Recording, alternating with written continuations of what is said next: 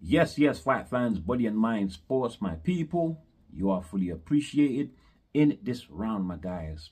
My people, let's talk about the fight cards this past weekend. We had 3 promotions out with their cards.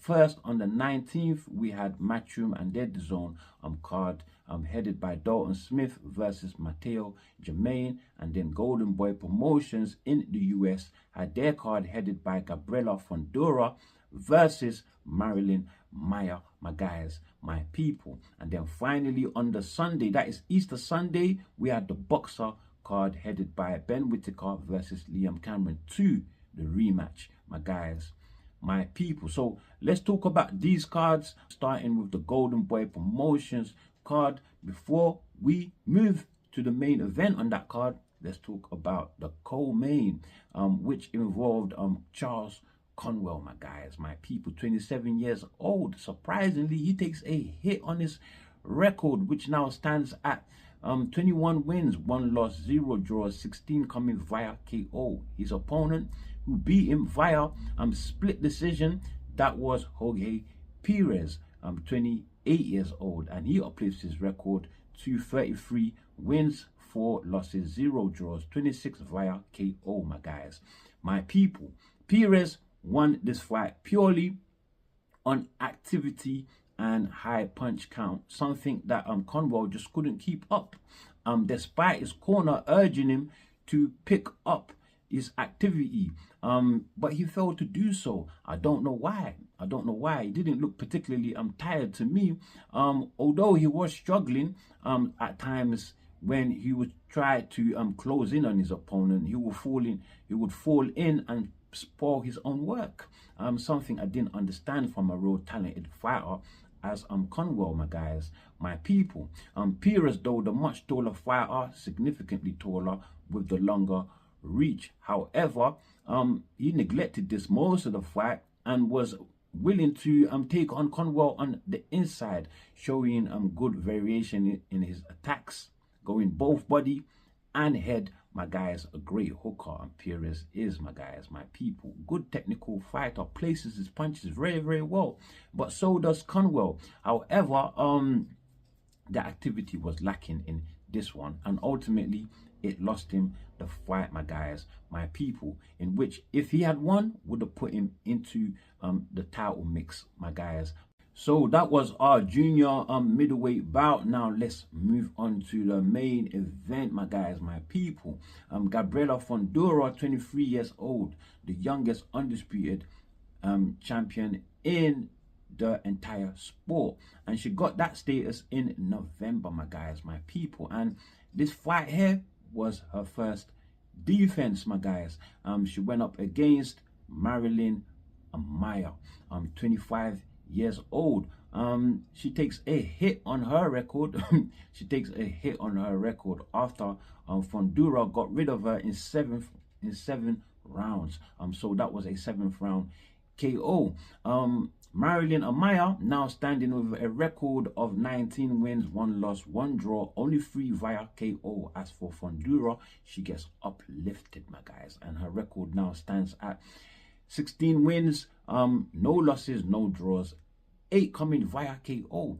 Now you might look at that and say that is only 50% KO to win ratio, and you wouldn't be wrong, but going by women's boxing, that is very high if you are not well acquainted with women's boxing.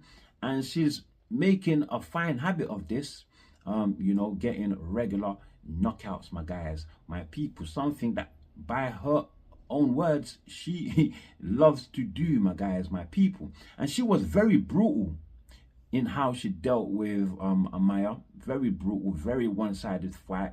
Those long limbs of hers and the height advantage, typical traits of the Fundoras, you know. So those are typical genetic traits. Her brother Sebastian Fundora also possesses such traits in the junior middleweight division. Gabriela standing at 5'9", my guys, at flyweight. She is massive, tall, in comparison to you know, other female fighters in and around her division. And her brutal decapitation of Amaya, man, she sent out a real message out there that nobody in and around her division could mess with her.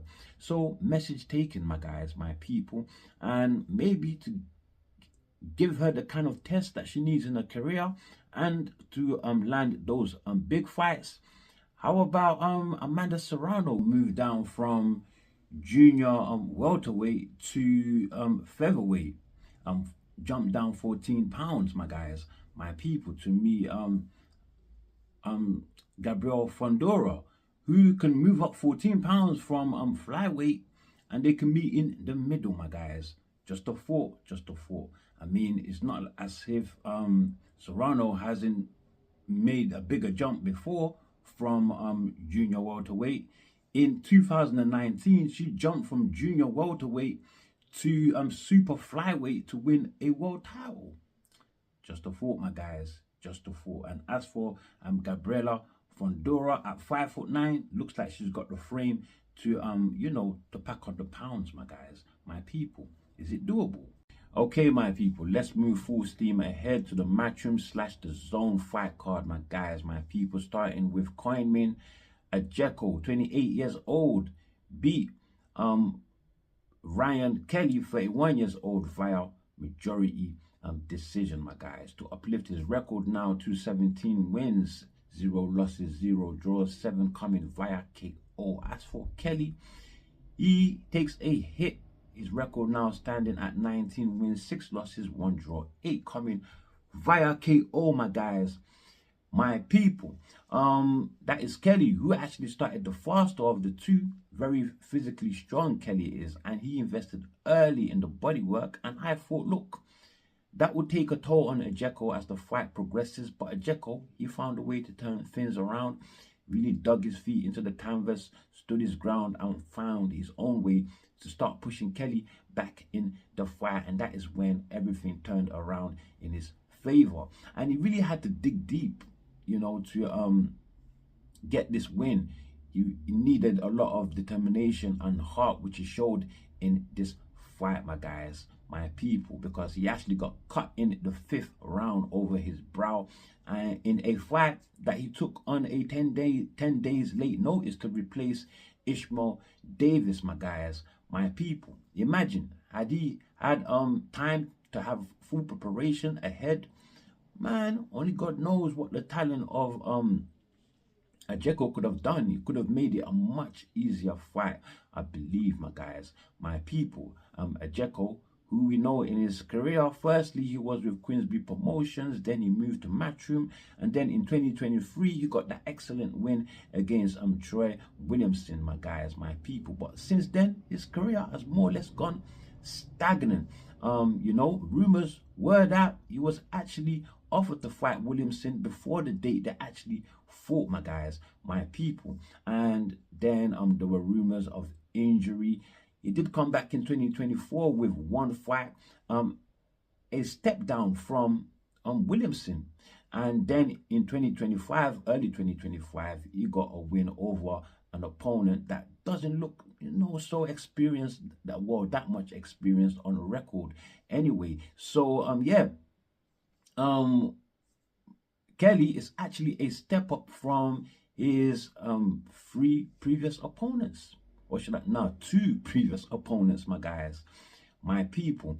Yeah, but with that said though, good win though for Ajeko. However, he really needs to get a move on. He is number 5 ranked in the junior middleweight division, my guys, my people. If he wants to get in the title mix, he needs to have a good win over at least you know, a decently ranked fighter, my guys. That is Coinmin Ajeko, ranked number 5 in under the WBA at junior middleweight, my guys, my people. But also on this card, we had Josh Padley making his return after his 9th round stoppage.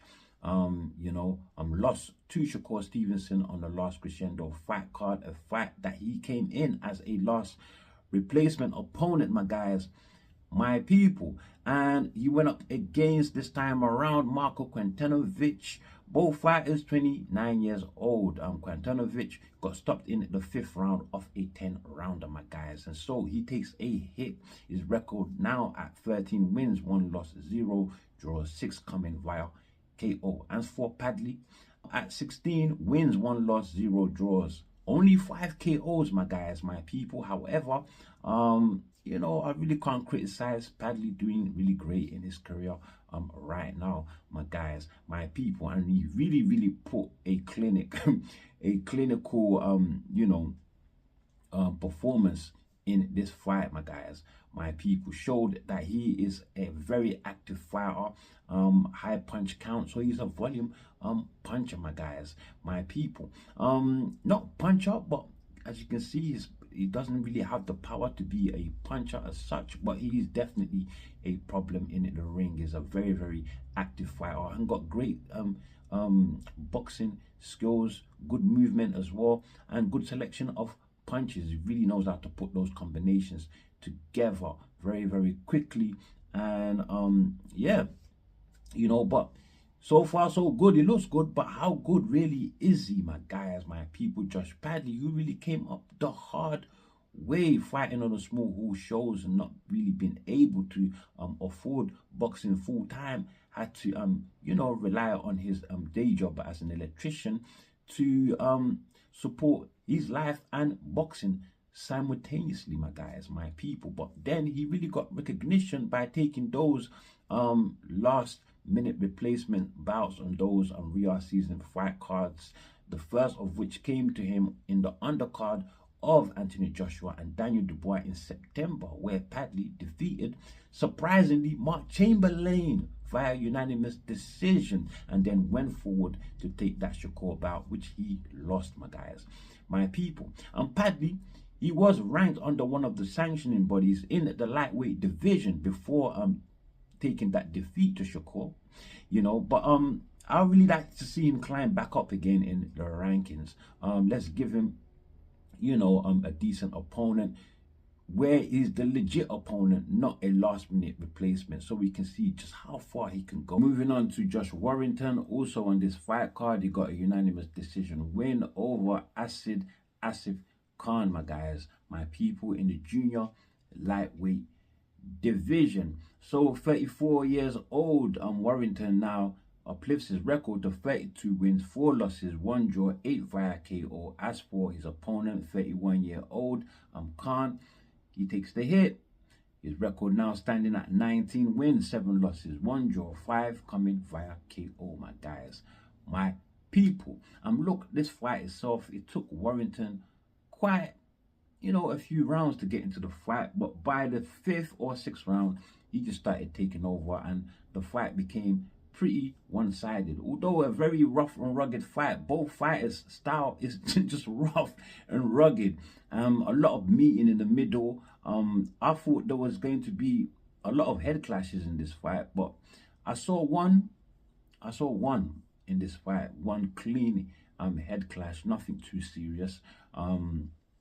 Yeah, but I really thought the heads would be meeting a lot in this fight here, because it's like Warrington didn't really have any coordination.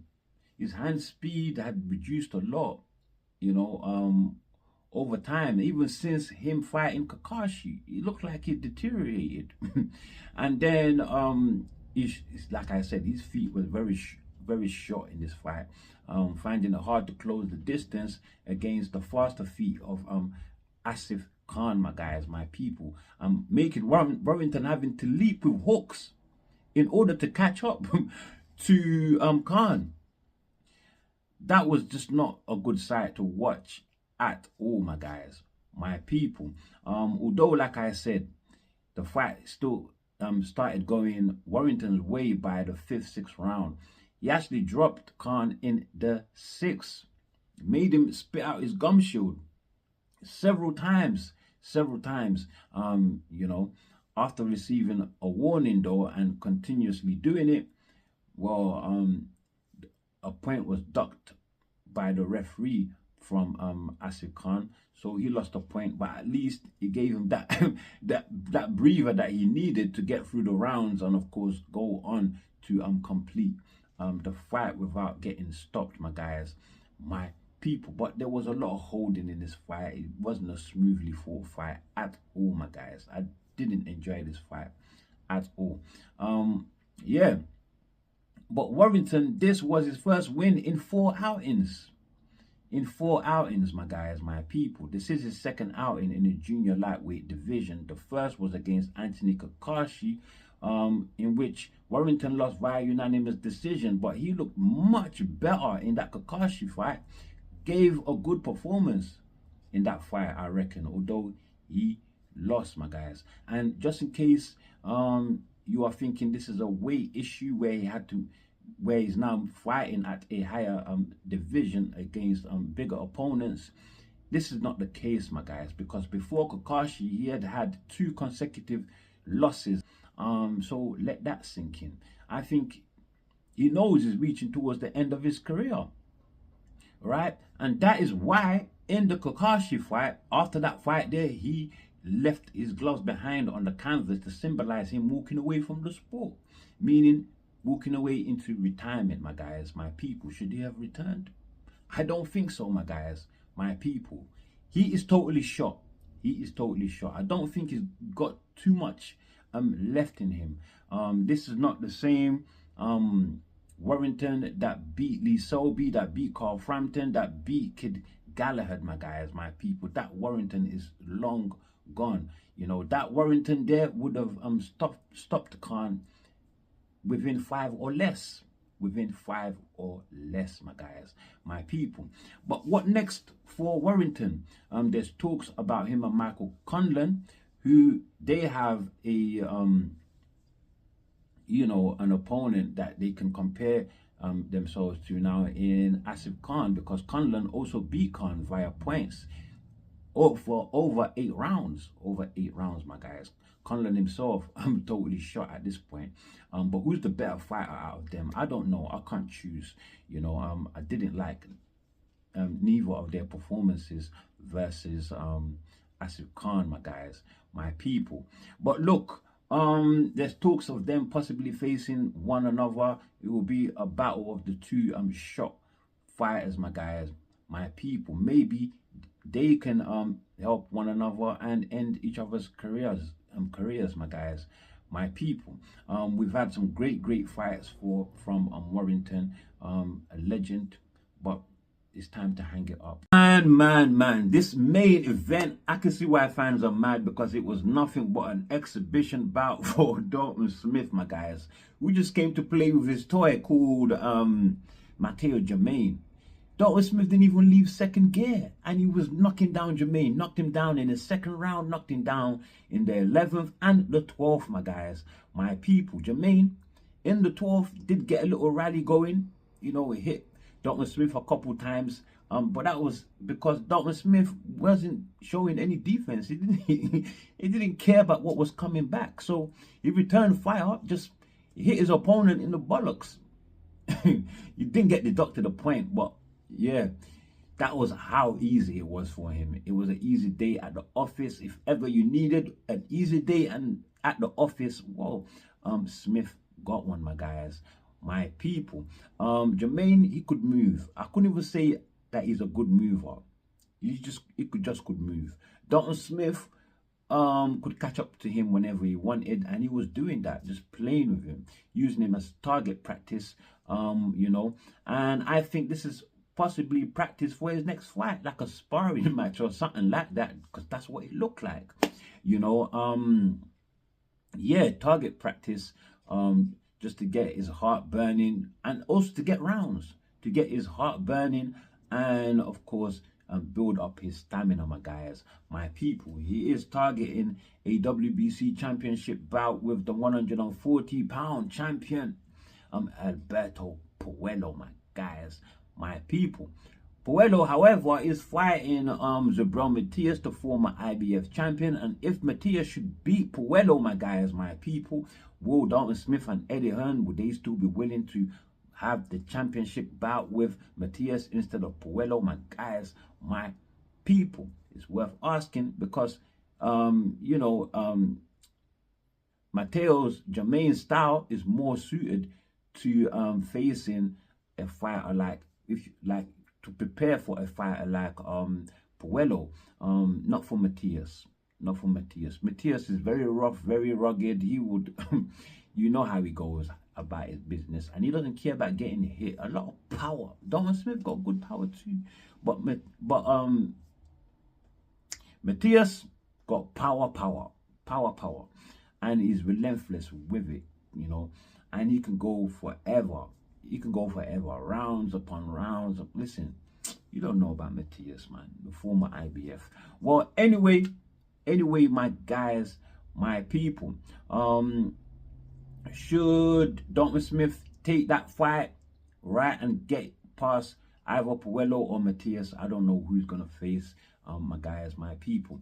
But yeah, we do have Adam Azim, who they bumped into each other at the Boxer event, my guys, my people. That is Ben Whittaker versus Liam Camron, and they promised they will fight after they get past their next opponents, their next respective opponents, my guys, my people. They will fight. They have promised. And so Adam Azim is hoping that Dalton Smith will get a championship from his next bout and take it on to their fight, just to make it bigger, my guys, my people. Make that fight bubble up, you know, make it bubble up, my guys. And this is the one we're all looking for, the big British mashup event, my guys, my people. Let's get it. But look, after that win there, for 28 years old Dalton Smith, a unanimous decision win. Now he uplifts his record to 18 wins, 0 losses, 0 draws, and 13 via KO. As for 35-year-old Matheau Germain, man, now he has a record of 26 wins, 3 losses, 1 draw, 11 via KO, my guys. Now, my people, forward marching to the Boxer event. Of course, before we get to the main event of that card there, let's talk Sam Eggington versus Lee Cutler at the junior middleweight division, my guys. After that fight ended in a technical decision, right, win for Sam Eggington. Well, his record now uplifted to 36 wins, 9 losses, 0 draws, 20 via KO, my guys. Eggington, who is 31 years old and has already had 45 bouts in his career. We'll talk about that soon. As for 29-year-old Lee Cutler, his record, wow, it takes the hit.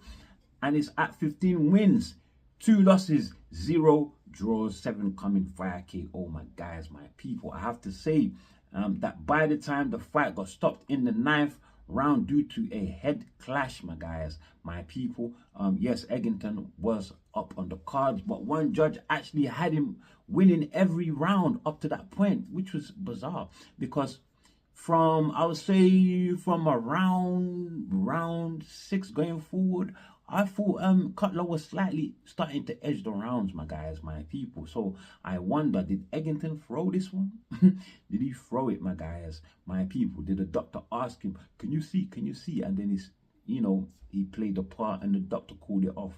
I don't know, my guys. I don't know. But listen, they need to have a rematch. They need to have a rematch, my guys. The WBC International Silver title was on the line, I believe, on this one, my guys, my people.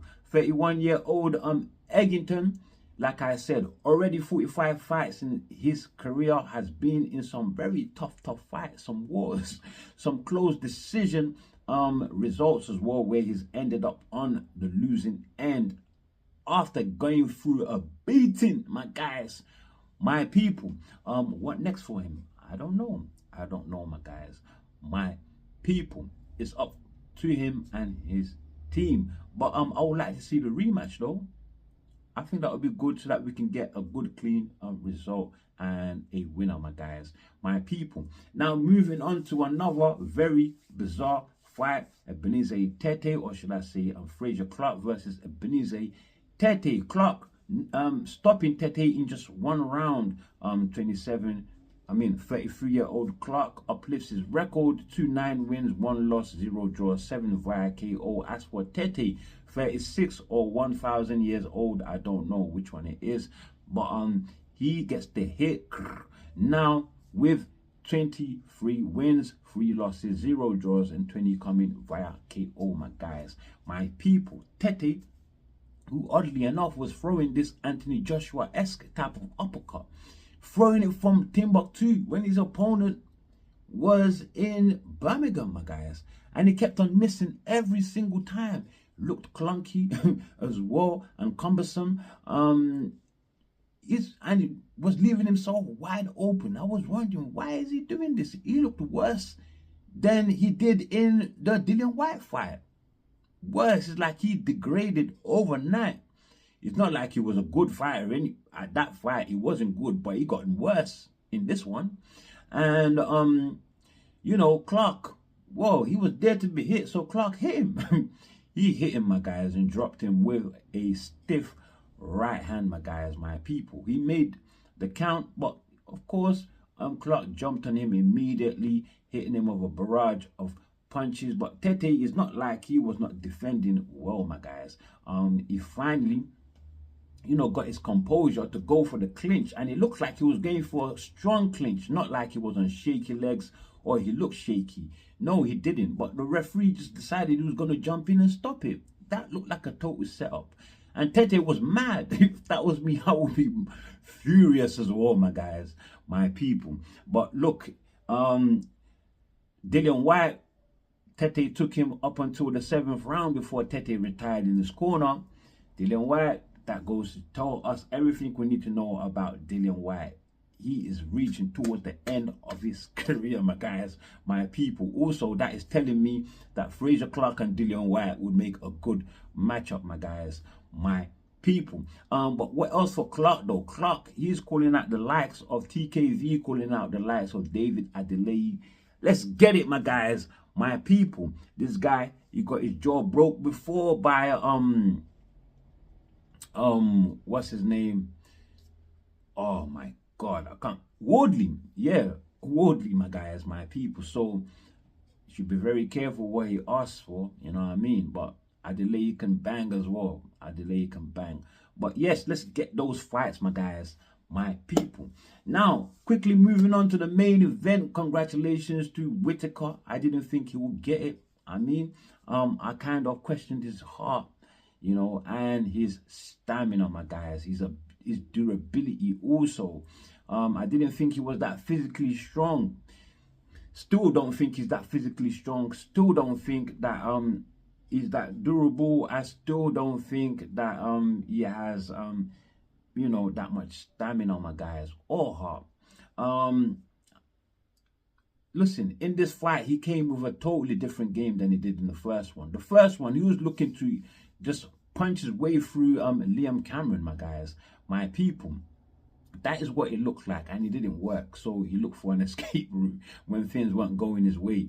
Camron himself didn't fight the same fight. He wasn't as patient. He kept on rushing and going forward. He was not doing that in the first fight. He was not going forward like that, you know, until he had put enough of a beating on Whittaker with those body punches and slowed him down a little bit, and then he started putting on the pace on him. But this time around, he did the total wrong thing.